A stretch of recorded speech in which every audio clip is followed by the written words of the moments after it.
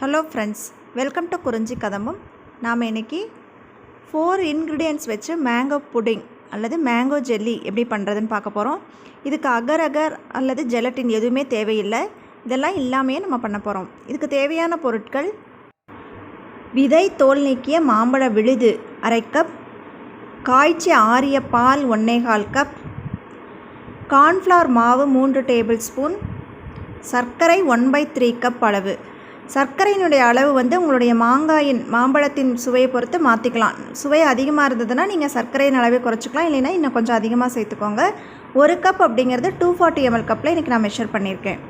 இப்போ ஒரு மிக்ஸி ஜாரில் மாம்பழ விழுது, சர்க்கரை, 1 கப் அளவு பால், இனிப்பு தூக்கலாக தெரியணும் அப்படிங்கிறதுக்காக ஜஸ்ட் ஒரு பிஞ்ச் சால்ட்டு சேர்த்து நல்லா ஃபைன் பேஸ்ட்டாக அரைச்சி எடுத்துக்கணும்.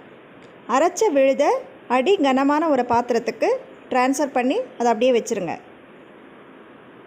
தேவைன்னா 1/4 கப் அளவு தண்ணீர் சேர்த்து கழுவி சேர்த்துக்கலாம்.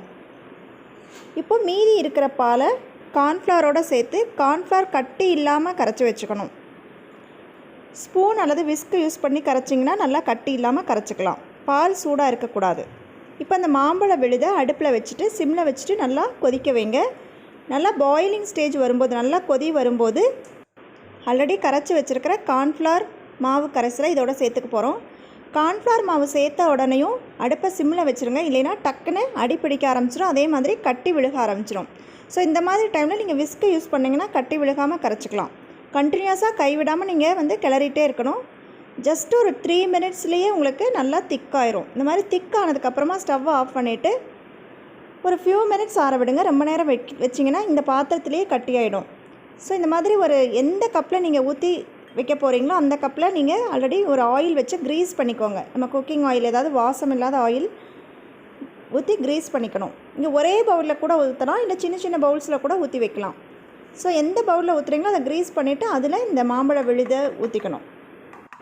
ஊற்றிட்டு நல்லா டேப் பண்ணிக்கோங்க. இப்போ உள்ளே காற்று இருந்ததுன்னா அது வெளியில் வந்துடும். அதே மாதிரி ஸ்பூன் வச்சு மேலே ஈக்குவலாக வரதுக்காக நல்லா இந்த மாதிரி அப்ளை பண்ணி விட்டுக்கோங்க. ஸோ அப்போ ஈவனாக இருக்கும் மேல் பகுதி. நல்லா ஆறுனதுக்கப்புறமா ரூம் டெம்பரேச்சருக்கு வந்ததுக்கப்புறமா ரெஃப்ரிஜரேட்டரில் ஃப்ரிட்ஜில் ஒரு 2 hours வச்சு நம்ம எடுத்துக்க போகிறோம். இப்போ ஆல்ரெடி நான் 2 hours வச்சு எடுத்தாச்சு. இப்போ பார்த்தீங்கன்னா எப்படி சாய்ச்சிங்கன்னா கூட அது கீழே விழுகாது.